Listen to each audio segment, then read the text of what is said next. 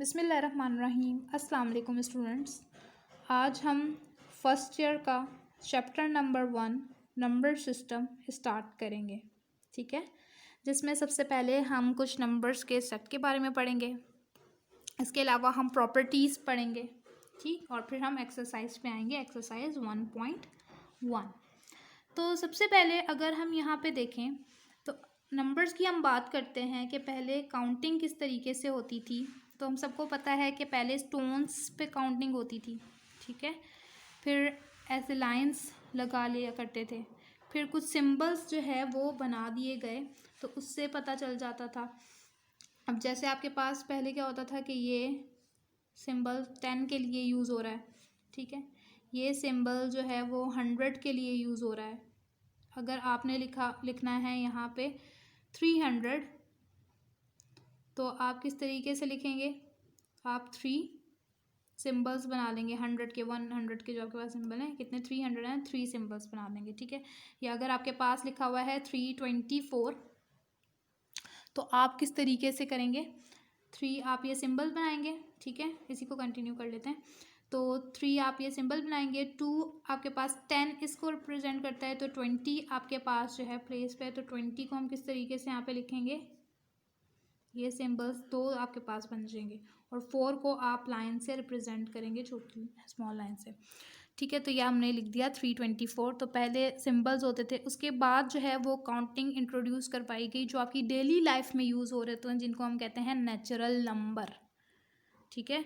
जो कि 1 से स्टार्ट होते हैं, 1 2 3 4 अप टू सोन, जहाँ तक काउंटिंग जाएगी वहाँ तक जाएंगे, तो उनको क्या कहा गया, नेचुरल नंबर, ठीक है। डेली लाइफ में हम लोग यूज़ कर रहे होते हैं, काउंटिंग नंबर भी हम इनको कहते हैं, ठीक। तो हम नेचुरल नंबर को यहाँ पर रिप्रेजेंट करते हैं, नेचुरल नंबर कैपिटल एन से हम रिप्रेजेंट करते हैं। तो ये कहाँ से स्टार्ट होंगे, 1 2 3 अप टू सोन, जहाँ तक आपके पास काउंटिंग जाएगी वहाँ तक ये नंबर्स जाएंगे। तो सबसे पहले जो आपके पास इंट्रोड्यूस हुए वो कौन से थे, काउंटिंग नंबर्स थे, नेचुरल नंबर थे, ठीक है। जो कि 1 से स्टार्ट होते हैं और अनकाउंटेबल होते हैं। हम सब ने पढ़ा हुआ है नेचुरल नंबर के बारे में, इवन नंबर कौन से होते हैं, ऑड नंबर कौन से होते हैं। नेक्स्ट, अब आपके पास देखें यहाँ पे अगर कुछ नहीं है, ठीक है, जैसे एक आपके पास इक्वेशन है 2 + 2 = 2। अब आपने इसको सॉल्व करना है, ठीक है। तो हम सॉल्व कर लेते हैं। तो ये आपके पास वहाँ जाके हो जाएगा -2 और ये आपके पास आएगा 0। अब ये 0 तो इन नेचुरल नंबर में नहीं आ रहा है ना, 0 तो इस नेचुरल नंबर में नहीं आ रहा। तो फिर हमने एक और सेट इंट्रोड्यूस करवाया 0 को और नेचुरल नंबर को मिला के, जो कि क्या कहलाता है, होल नंबर, ठीक है। जो क्या कहलाता है हमारे पास, होल नंबर। तो होल नंबर को हम रिप्रेजेंट करते हैं कैपिटल W से, 0 को और नेचुरल नंबर को। नेचुरल नंबर आपके पास स्टार्ट होते हैं 1 से और होल नंबर आपके पास स्टार्ट होते हैं 0 से, जिसमें हम कहते हैं तमाम नंबर आ रहे हैं, ठीक है। रैंडम नंबर्स हम लेंगे, इसमें 1 2 3 4 5 6 7 8 9 10 अप टू सो ऑन, इसमें 0 से स्टार्ट करेंगे होल नंबर में, ठीक है।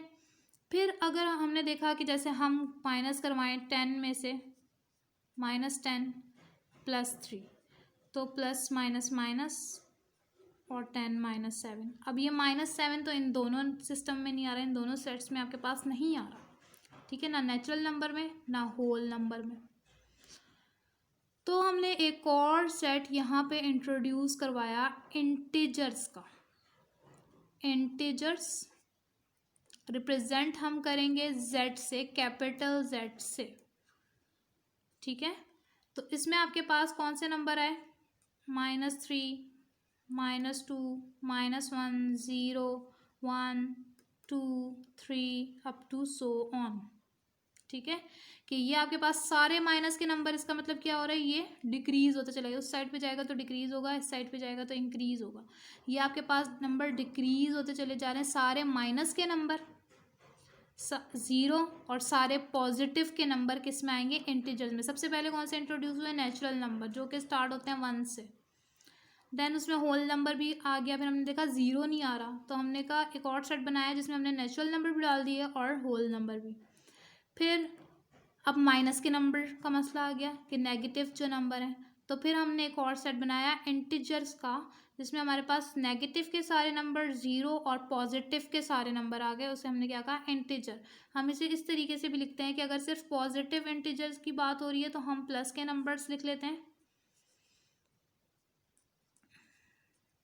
अप टू सो ऑन, और अगर नेगेटिव इंटीजर्स की बात हो रही है तो मीन्स उसमें माइनस के नंबर आपके पास आएंगे, -2, -3, -4 अप टू सो ऑन, ये डिक्रीज होते चले जाएंगे। ठीक है, फिर अब ये आपके पास आ गए तो अब हम लोगों ने यहाँ पे देखा कि हमारे पास फॉर्म होती है नंबर्स की, कि इसमें हमारे पास जो नंबर्स आ रहे हैं वो अगर मैं यहाँ पे लिखूँ 2x = 3 और मैं आपसे कहूँ कि यहाँ से x की वैल्यू निकालें, तो यहाँ पे x की वैल्यू क्या होगी आपके पास 3/2। तो ये कौन सी फॉर्म है और ये किस सेट में आएगा जी। तो ये जो आपके पास अब यहाँ पे 3 की अगर हम बात करें तो 3 भी इंटीजर है, +3 है ना, इंटीजर्स में आ रहा है। और 2 की बात करें तो 2 भी आपके पास क्या है +2 है ना, इंटीजर में आपके पास आ रहा है। या फिर अगर माइनस के नंबर होते तब भी आपके पास इंटीजर्स में आ रहे होते। ठीक है, तो ये आपके पास कौन सी फॉर्म है जिसमें हम लोग किस में रिप्रेजेंट कर रहे हैं 3/2 मीन्स ए। अब ये आपके पास ज़रूरी नहीं है 3 हो, कोई भी नंबर हो सकता है, प्लस का कोई भी नंबर हो सकता है, माइनस का कोई भी नंबर हो सकता है। यहाँ पे आपके पास प्लस का कोई भी नंबर हो सकता है, माइनस का कोई भी नंबर हो सकता है। तो इन नंबर्स को हम यहाँ पे क्या कहेंगे, तो इसके लिए हम लोगों ने एक और सेट जो है वो इंट्रोड्यूस करवाया जिसको हमने कहा रैशनल नंबर। क्या कहा हमने, रैशनल नंबर। ठीक है, जिसको हमने रिप्रेजेंट किया Q से। ठीक है, अब Q से हमने रिप्रेजेंट किया तो आप देखें कि हम रैशनल नंबर को लिखते किस तरीके से हैं, कि हम यहाँ पे लिखेंगे the number of the form A/B, number जो इस फॉर्म में होंगे A/B। अब ये A और B क्या है, कि कोई भी इंटीजर है, मीन्स ये आपके पास +3, -3, +4, -4, -16, -85 कोई भी नंबर हो सकता है। B भी आपके पास कोई भी नंबर हो सकता है सिवाय A के। अब आप इसको किस तरीके से लिखेंगे कि A/B की कोई भी फॉर्म अगर इस तरीके से आपके पास नंबर लिखा हुआ है, ठीक है, सच दैट AB। अब AB है क्या यहाँ पे, ठीक है, हमने बता दिया कि कोई भी फॉर्म इस फॉर्म में नंबर लिखा हुआ है। ठीक है, लेकिन अब बात करें तो हम ये AB क्या है, अगर हम सिर्फ AB लिख दें, ठीक है, कि भाई इस फॉर्म में नंबर लिखा हुआ है, लेकिन AB है क्या, अब हमें बताना होगा ना। तो AB क्या है, जो कि बिलोंग्स कर रहा है इंटीजर से, belongs to integer. AB belongs to integer. Integer का सेट कौन सा है, मैंने अभी आपको बताया था कि जिसमें प्लस के सारे नंबर आ रहे हों, जिसमें नेगेटिव की सारी वैल्यूज आ रही हैं, लेकिन एक और चीज़ इसमें तो ज़ीरो भी आ रहा है। ठीक है, मीन्स ये सारे नंबर, ठीक, AB क्या है, इसमें सारे नंबर। फिर आगे हम लिखते हैं, लेकिन आपके पास यहाँ पे एक चीज़ जो है वो नहीं होनी चाहिए कि ये जो B है ये कोई भी इंटीजर होगा, मीन्स प्लस का कोई भी नंबर होगा, माइनस का भी कोई भी नंबर होगा। B की बात हो रही है, A की बात नहीं हो रही। B नॉट इक्वल्स टू 0 होगा, कि B 0 नहीं हो सकता। ठीक है, ये हम आगे पढ़ेंगे कि B जब 0 होता है तो क्या होता है, ये अनडिफाइंड हो जाता है, नीचे 0 नहीं आ सकता। आपने ये बात याद रखनी है। अब रैशनल नंबर को आप किस तरीके से डिफाइन करोगे, जब भी आपसे कोई पूछे A/B, ठीक है, अब A/B क्या है, AB को भी डिफाइन करना पड़ेगा। तो such that AB belongs to integers. AB किससे बिलोंग कर रहे हैं, इंटीजर्स से। कोई भी इंटीजर, प्लस के सारे नंबर, माइनस के सारे नंबर और 0 भी। लेकिन यहाँ पे फिर हमने एक बात लिखी कि B not equals to zero, लेकिन इंटीजर्स तो होंगे, ए बी इंटीजर्स तो होंगे, कोई भी इंटीजर्स हो सकता है, ए कुछ भी हो सकता है, ज़ीरो भी हो सकता है, लेकिन बी सब इंटीजर्स में से कुछ भी होगा लेकिन ज़ीरो नहीं होगा, ये फॉर्म आपके पास नहीं बन सकती। ठीक है, ये बन सकती है क्योंकि इसका मतलब है अगर ज़ीरो के नीचे कोई नंबर आ रहा है तो ये ज़ीरो के इक्वल है। ठीक है, लेकिन ये फॉर्म आपके पास यहाँ पे नहीं बन सकती, ये रैशनल नंबर नहीं है। ठीक है, समझ में आ गया। अब आपके पास कोई भी इस तरीके से 4 लिखा हुआ है तो ये भी आप कहेंगे कि रैशनल नंबर है क्योंकि इसके नीचे तो 1 आ रहा है।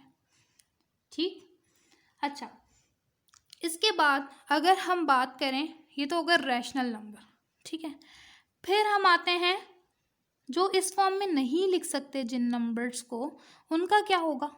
ठीक है, अगर आपके पास वह कैलकुलेटर है तो आप ज़रा √2 की वैल्यू निकालें। क्या आप इस √2 की वैल्यू को इस फॉर्म में लिख सकते हैं? नहीं लिख सकते, है ना। तो ये तो बहुत आपके पास कोई बड़ा नंबर बनेगा। तो जिन नंबर्स को हम रैशनल नंबर की फॉर्म में ना लिख सकें वो इर्रैशनल होते हैं। जिनको हम किस फॉर्म में ना लिख सकें, रैशनल नंबर की फॉर्म में नहीं लिख सकते, तो वो आपके पास क्या होते हैं, इर्रैशनल होंगे। ठीक, तो अब आपके पास यहाँ पे इर्रैशनल की जैसे एग्जांपल आपके पास आ गई, इसको हम रिप्रेजेंट करते हैं इर्रैशनल को क्यू डैश से। ठीक है, अब जैसे आपके पास है √2, ठीक है, या फिर अगर आपके पास है √3, ठीक, या फिर अगर आपके पास है 7/√5। ठीक है, अगर आप इनको कैलकुलेटर पे सॉल्व करें तो ये आपके पास बहुत बड़ी वैल्यू मिलेगी। ठीक है, तो इन नंबर्स को हम रैशनल नंबर की इस फॉर्म में नहीं लिख सकते। ठीक है, तो इनको हम क्या कहते हैं, इर्रैशनल। अब जो आपके पास रैशनल नंबर हैं, ठीक है, वो आपके पास टर्मिनेटिंग डेसिमल भी हो सकते हैं, ठीक है, और रिकरिंग भी हो सकते हैं। टर्मिनेटिंग मीन्स के आपके पास जैसे है 1/2 टर्मिनेटिंग। टर्मिनेटिंग क्या है, रैशनल की अगर हम बात करें, टर्मिनेटिंग डेसिमल हैं आपके पास। फॉर एग्जाम्पल आपके पास यहाँ पे लिखा हुआ है 202.04। ठीक है, ये आपके पास ख़त्म हो रहा है आगे जाके। ठीक है, मीन्स आप अगर इसको लिखना चाहें आप यहाँ पे क्या करेंगे, पॉइंट हटाएंगे, ये आपके पास आ गया 20,204। ठीक है, ये आपके पास रैशनल में आ गया ना, तो ये आपके पास रैशनल है। ऐसे ही हम रिकरिंग का भी यही होगा आपके पास, जो रिपीटेड होते हैं, मीन्स कि आपके पास अगर एक नंबर जैसे लिखा हुआ है 0.121212, ठीक है, जो रिपीटेड इस तरीके से होते हैं आपके पास, वो भी आपके पास क्या होंगे, वो आपके पास रिकरिंग होंगे। ठीक है, तो अब आपके पास वो भी क्या होते हैं, रैशनल होते हैं जी। अगर आपके पास नॉन टर्मिनेटिंग है, ठीक है, कि जैसे √2 का मैंने आपको बताया ना, चलते चले जाएंगे, चलते चले जाएंगे, चलते चले जाएंगे, सॉल्व भी नहीं होंगे। ऐसी पाई की वैल्यू भी हमारे पास इसी तरीके से होती है कि चलती रहती है, सॉल्व भी नहीं होती। √3 की भी हमारे पास वैल्यू ऐसे ही है, रिपीटेड भी नहीं होती। ठीक है, कि रिपीट भी नहीं हो रही होती और चलती भी जाती है, मीन्स के रुकती भी नहीं है। तो पॉइंट के बाद की वैल्यू जैसे आपके पास इस तरीके से होती हैं, जैसे √2 की है तो वो आपके पास इर्रैशनल है और वो नॉन टर्मिनेटिंग और नॉन रिकरिंग डेसिमल है। और जो नॉन टर्मिनेटिंग और नॉन रिकरिंग डेसिमल हैं वो रिप्रेजेंट करते हैं इर्रैशनल नंबर्स को। ठीक, अब आपके पास हम आते हैं, जैसे हमारे मैंने आपको बताया ये जो रैशनल नंबर हैं इनको हम इस तरीके से रिप्रेजेंट कर सकते हैं। ठीक है, और जो इर्रैशनल